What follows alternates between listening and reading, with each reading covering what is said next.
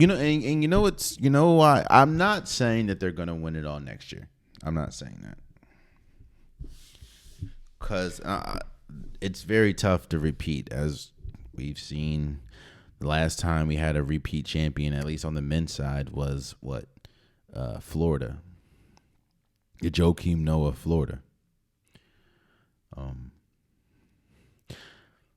But here's why I think that they have a good shot of they have a good shot of repeating. I'm not going to say they will, but they have a good shot of repeating. Because unlike the NBA, to win a national championship, you have to be able to build. Your program has to be stable. Your program has to be solid. Your program has to be good. And your program has to be appealing. You see, you can have the best player in college basketball, but that doesn't ultimately mean that you're going to win a national championship. If that was the case, look at Alabama. In fact, look at every single, not one player that made an All-American team, not one, won a national championship or made to the national championship. Go look it up. Not one player that made the national or made the All-American teams, either 1, 2, or 3, not one of them were on UConn or San Diego State. College basketball, you have to have a good program. And one of the biggest reasons why I think they have a shot is because they have a lot of people coming back. And not just that, Dan Hurley built a great program. UConn has always been a great program.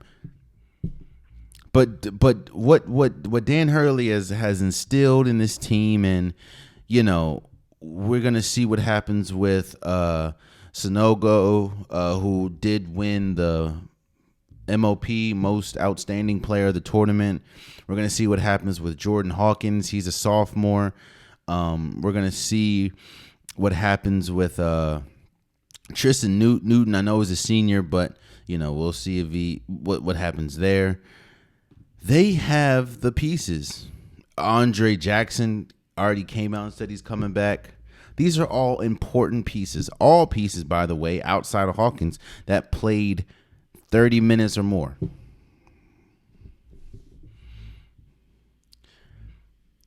You see, UConn. UConn has built a foundation that obviously, as you see, is a championship foundation. There's a reason why they say they were upset in the first round last year. Not saying that they were going to win last year, but it was new.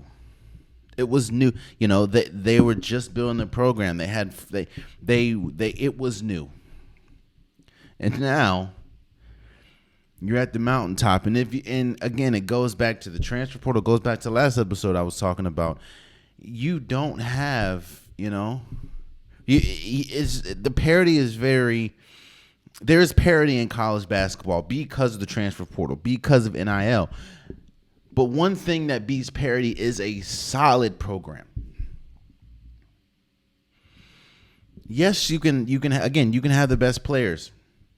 In the NBA, if you compile the best players, you have the best shot of winning a championship. That's not the case for college basketball. Hell, if you look at the team altogether, I don't know if UConn had a better team than, let's say Kentucky, let's say Duke. I don't know if they had a better team than Houston or Alabama. And when I say better team, I mean like better players. Like, I don't know if they had a better team than Kansas. But a lot of those, while their foundation of their history is cool outside of maybe like Alabama, the current foundation is stronger for, again, while no, I don't think they have better individual, UConn doesn't have individual players better than a Kansas or a Kentucky or a Duke. They have a better foundation. And I'm not talking about what happened years and years ago. I'm talking about now and moving forward. Yo, UConn. Then the other question that we get, or the other conversation I've heard is about the Blue Bloods. You know, UCLA, North Carolina, Duke, Kentucky,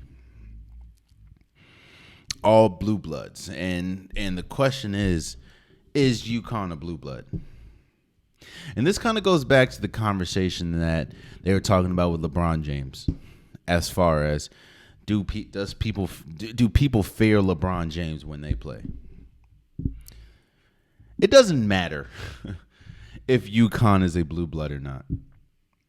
That is just a title, and obviously a title that means nothing, because if you look at all the blue bloods this year, none of them won a national championship. And the one that had the best shot was what, UCLA? Or let me say, the one that got the furthest was what, UCLA? Yeah. And even UCLA lost to, I think, Miami, right? Who did UCLA lose to? Let me go check that. Oh, I'm sorry. They lost to Gonzaga. So it goes back to the whole LeBron James conversation.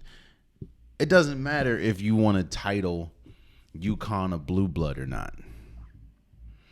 UConn has done something that we haven't seen,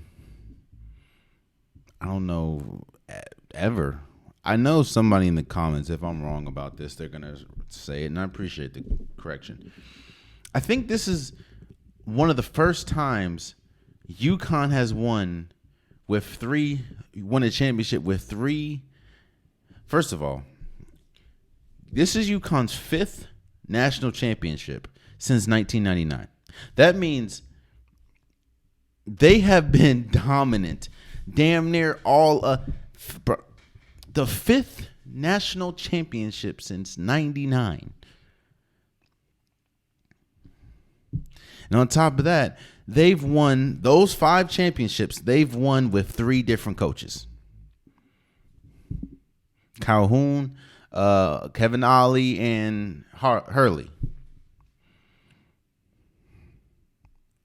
So it doesn't matter if you want to title me a blue blood. It doesn't matter if people fear LeBron James. UConn stands atop of the college basketball world. Oh, man, you stayed to the end of the video. I appreciate you. If you like what you saw, be sure to hit that subscribe button so you'll never miss any content from your boy. You can also go back and watch past episodes, past clips, and don't forget that the Unpopular Podcast, new episodes drop every Wednesday and Saturday. Appreciate you.